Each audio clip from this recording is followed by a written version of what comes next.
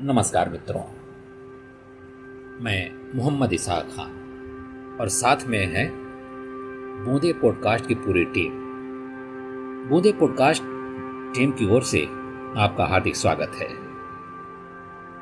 अब एक कविता है, इसे आप सुनकर अनुमान लगाइए कि हम किसे नमन कर रहे हैं, किसे याद कर रहे हैं।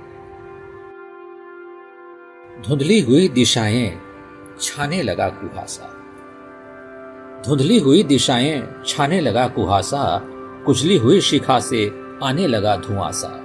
कोई मुझे बता दे क्या आज हो रहा है, मुंह को छिपा तिमिर में क्यों तेज रो रहा है। दाता पुकार मेरी संदीप्ति को जिला दे, दाता पुकार मेरी संदीप्ति को जिला दे, बुझी हुई शिखा को संजीवनी पिला दे।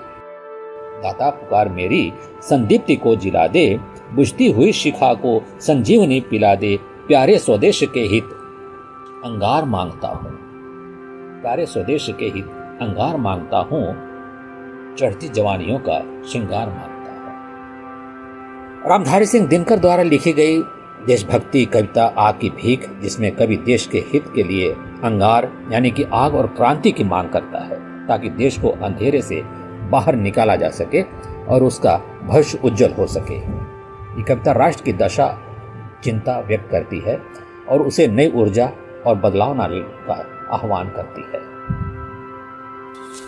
रामधारी सिंह दिनकर का जन्म 23 सितंबर 1908 को बिहार के बेगूसराय जिले के सिमरिया गांव में एक भूमिहार ब्राह्मण परिवार में हुआ था।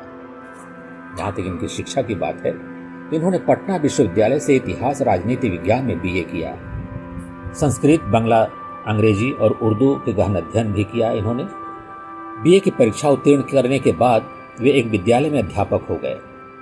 1934 से 1947 तक बिहार सरकार की सेवा में सब रजिस्ट्रार और प्रचार विभाग के उपनिदेशक पदों पर कार्य किया।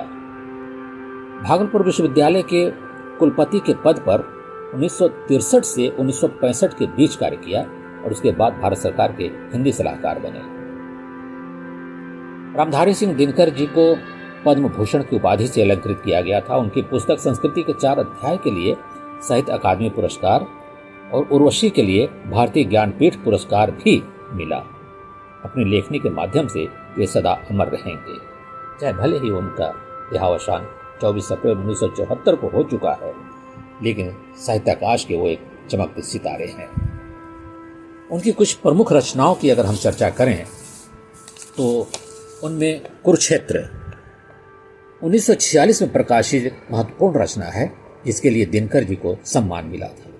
उर्वशी ये मानवीय संबंधों पर आधारित है और इसके लिए दिनकर जी को प्रतिष्ठित ज्ञानपीठ पुरस्कार से सम्मानित किया गया था। रश्मि रथी उनकी एक और दिल को छू लेने वाली रचना है। ये रेणुका और हुंकार ये राष्ट्रीय आंदोलन से जुड़ी रचनाएं हैं, जिन्होंने लोगों में जागरण का संचार किया। रसवंती और द्वंद्व गीत। और आखिर में हम ये कहना चाहेंगे कि ये कविता है उनकी, रात यूं कहने लगा मुझसे गगन का चांद। रात यूं कहने लगा मुझसे गगन का चांद, आदमी भी क्या अनोखा जीव होता है। उलझने अपनी बनाकर आप ही फंसता है और फिर बेचैन हो जागता न सोता है। जानता है तू कि मैं कितना पुराना हूं, जानता है तू कि मैं कितना पुराना हूं।